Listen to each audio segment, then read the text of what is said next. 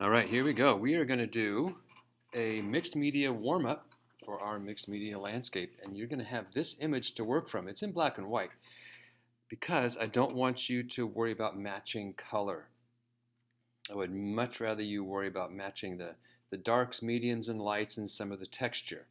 Okay, so that's why it's not in color. I don't want you to match color so much.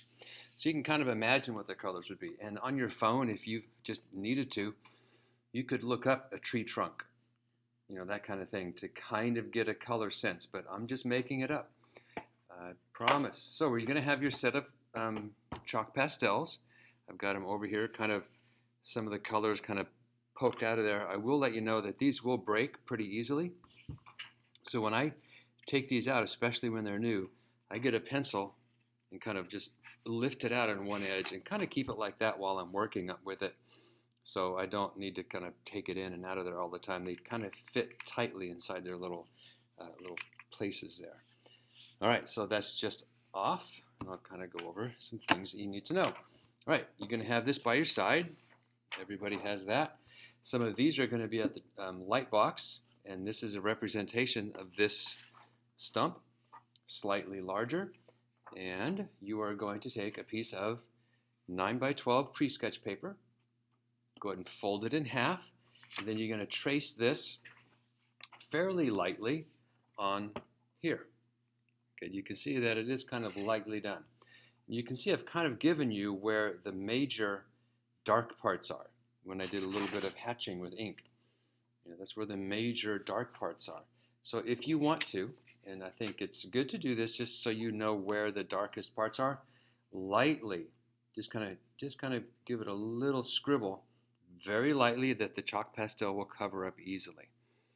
And I know you can see that. You can see how that, and again, you don't want this tracing to be real dark because some of the light, soft areas, the pencil line will show through.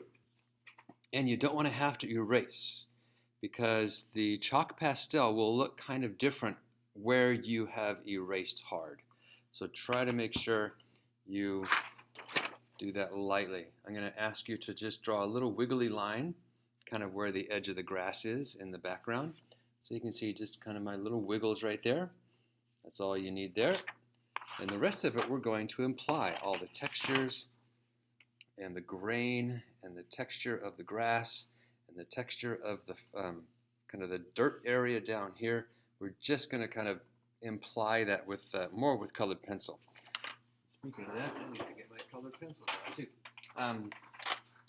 Again, you had your colored pencil set, so we'll have that at the ready as well. Get this set out instead. Okay, here we go. So on that, I have another one going. I kind of have before, during, and after the mixed media thing. With the chalk pastels, we are only going to lay down the basic undertones. Okay, you can see my dark tone there is nowhere near how dark it is there. I really punched it up with colored pencil. And it kind of saves some time when you do colored pencils because we can really have cover a large area pretty quickly with chalk pastel. So here's how I kind of got it going. And again, I'm not working from a color reference. So I'm just going to kind of make up what I think a wood tone might be. And I'm pressing pretty lightly here. And you can be kind of loose as far as the shading rules go, but I still like to work in little circles and kind of be careful. I can pretty much cover up where the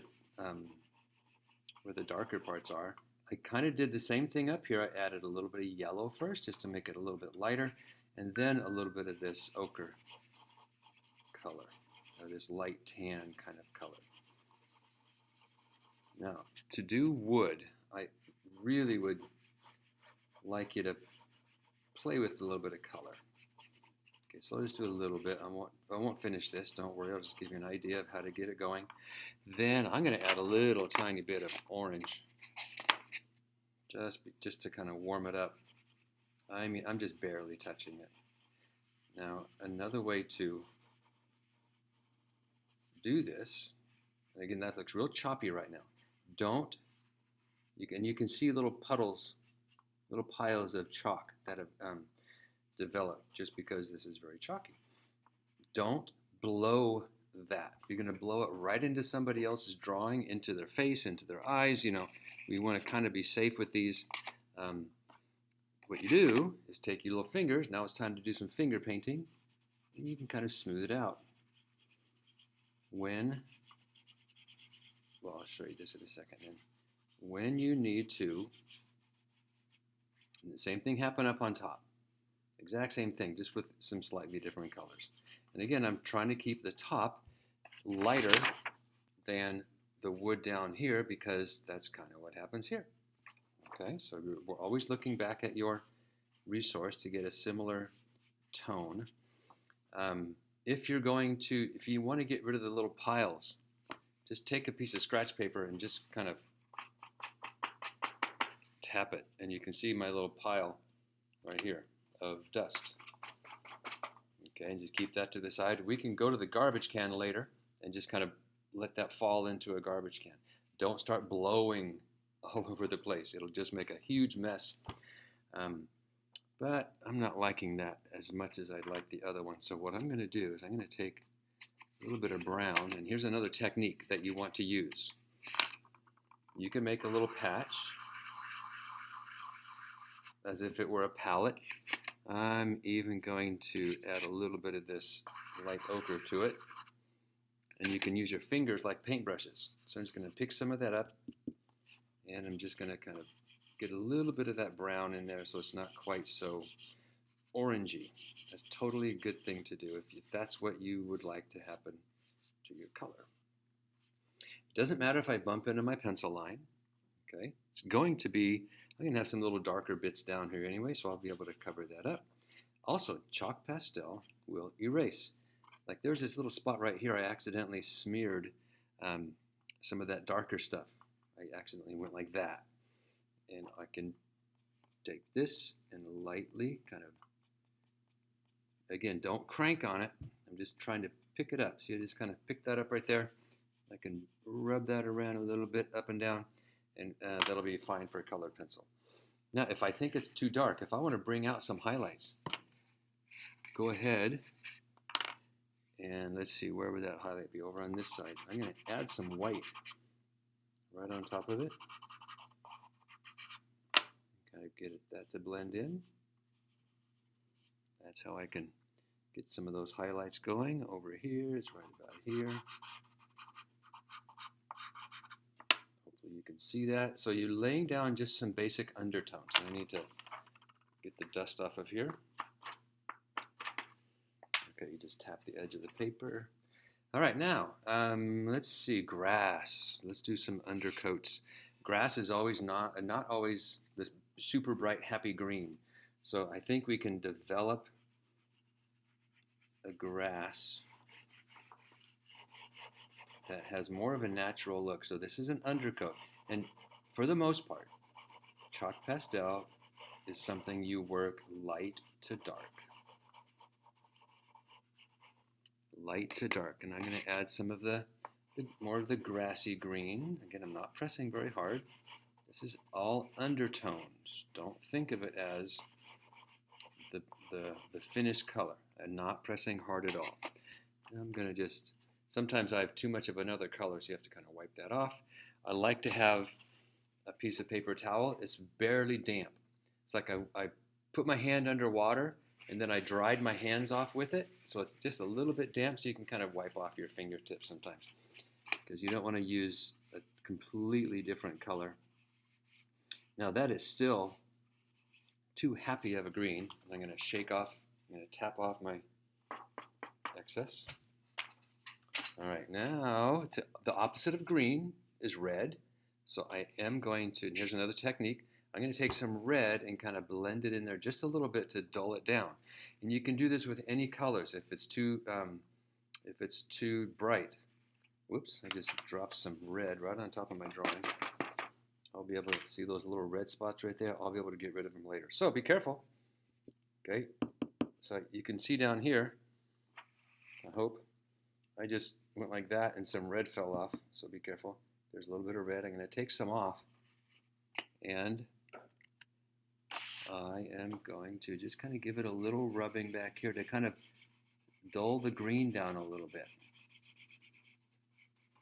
And I'm going to bump into the top of that. Again, this will go faster when you're not talking your way through it. Don't worry. Okay, so there's kind of that. It's still green, but it has kind of a duller tone to it. Occasionally, you might want to go to the garbage can and kind of get rid of some of this dust that collects, but I won't for the video. All right, now we need to. Oh, let's go down here. Dirt. Dirt is going to have that neutral tone to it. So I actually have some green and some brown and some red right on my. So I'm going to just take some of that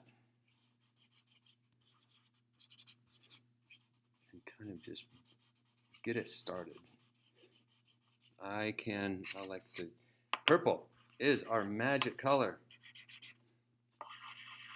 If you want to make something a little darker, but still let color happen, take some purple and put it in there. Again, this is undercoats. Now, this is a good piece of paper for a cover sheet. Just keep that half. When you do your larger landscape drawing, you will also need to have a dedicated cover sheet because this chalk kind of gets all over the place if you're not careful. So on top of this, we'll add some texture. If I wanted to right now, I could just kind of get some texture going. You don't have to.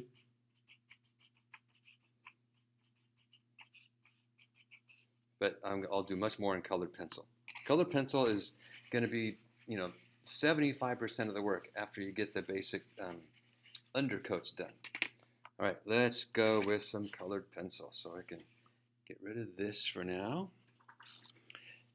And what do I want to do first? Let's get into some of that wood grain, and I'm going to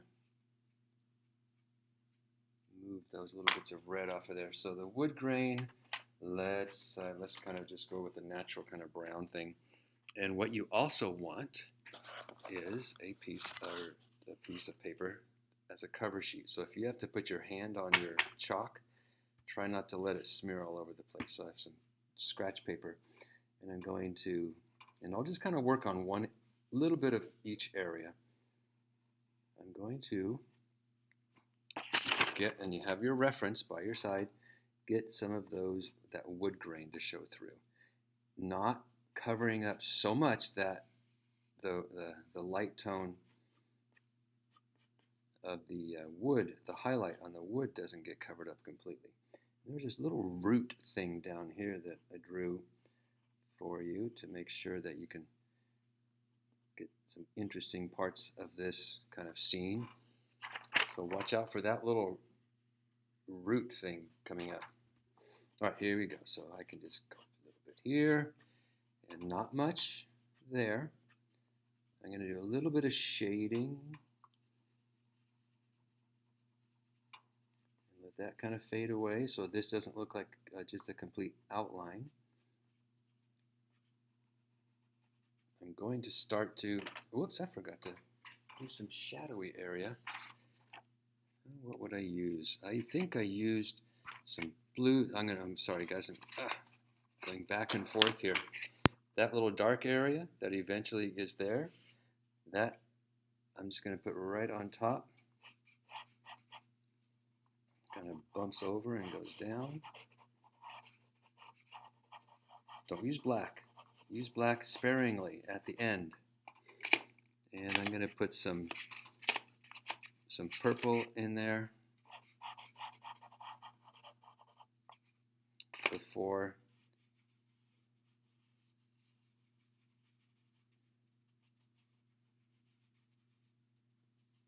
Okay, so I forgot to show you that. Let's get my scratch paper back here. I have to tap, tap, tap, tap. So my dust off of there. All right, so there's some of the wood grain. I would totally go in there with some other colors as well, not just brown. I'm going to really encourage you guys to play with color. I'm putting a little bit of red in there. I could play around with some violet or blue violet to get some of the darker parts. I could go in there, since there's some yellowish tones in there, I could come in here and play around with yellows and oranges. Oh, you may not be able to tell, but that looks really cool. I'm going to go over here. And again, I may not be done with that, but then again, when you start working in the shadowy bit, again, look at your resource. See where the clean edges are, and see where it fades away right here. Kind of has a fading kind of texture feel to it. Goes down.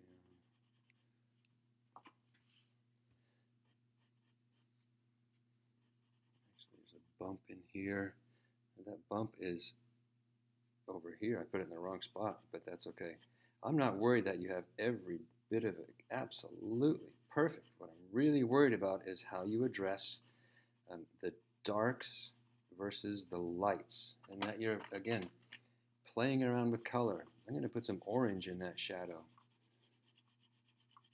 I'm going to let this orange kind of be mixed in a little bit with all these lines. So up here you can kind of get a sense of, where the dark and light is happening. The same kind of thing will happen up there. You can see that in your resource image. The grass. You can see there is some green and red, and I put some violet in the grass too. So yes, you can start with green. Do not just do grass, grass, grass, grass, grass, grass, because that's not what you see. You see more of kind of some hazy left and right kind of tapering just textures. So here comes one to the left, and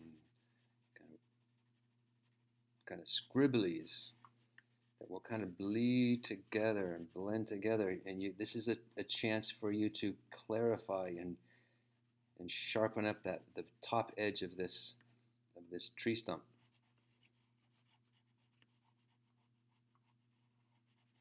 All right, so I can, again, to keep it kind of consistent with the colors, I can put a little bit of red in there.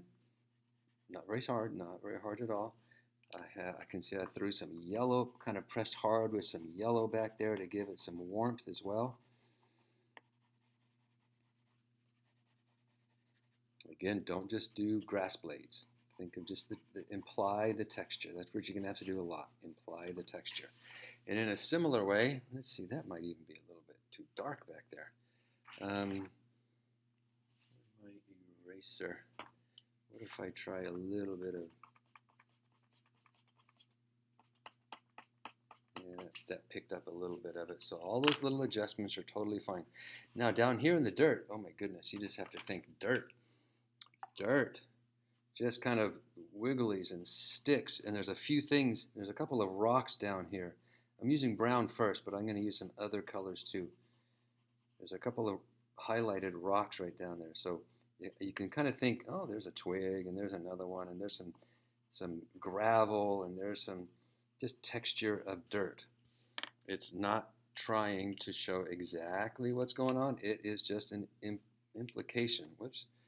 Let's find some blue violet or violet, something a little darker. You don't want to cover up everything, because in the image there are definitely some light parts. Okay, and you're just implying what's going on. You cannot literally draw every little stick. And I can go right up to that strange little root that's coming out of here. You can get in there and do a little detailing. Now there's some roots that go off and kind of disappear into the ground. And down here, feel free to have fun with the color too. You can throw some orange, because everything, the base coat is that browny purple that I did. And you can kind of scribble scrabble. You can throw a little bit of yellow in there, but again, let the chalk pastel kind of peek through also. I think there's a little shadow on the bottom part of this rock to make it look like it's sitting on the ground. Anyway, I hope this gives you the idea of how to get this thing going. Um, remember, the chalk pastel is really just base undercoat. Really let the intensity of the colors, the contrasts, happen with colored pencil.